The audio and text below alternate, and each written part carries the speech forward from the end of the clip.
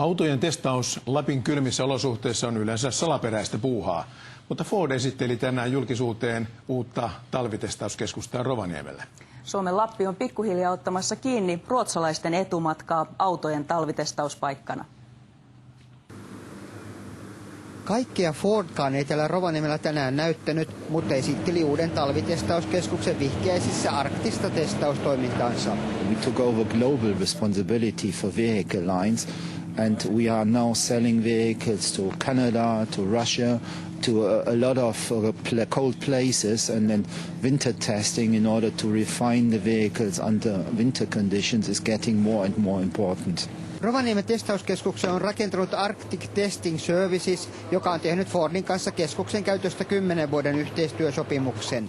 Keskuksessa on kaiken muun lisäksi 16 kylmäkontin autojen pakastamo. No esimerkiksi tässä kylmäkontissa niin saadaan 40 asteen pakkasta, eli jos sattuu leutoja talvipäiviä, niin silloinkin testit käy täydellä teholla. Vaikka autoteollisuudella menee talouskurimuksen takia huonosti, testitoiminnasta ei aiota tinkiä. I think we have to continue developing new vehicles, so as soon as the economy recovers, we want to be on the market with new vehicles. We continue testing as we did before.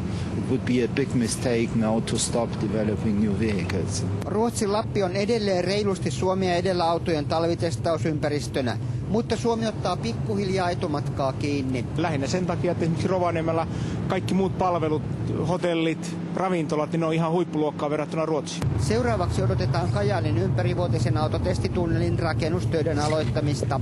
50 miljoonan euron hankkeen rakennustöihin odotetaan päästävän kesän alussa.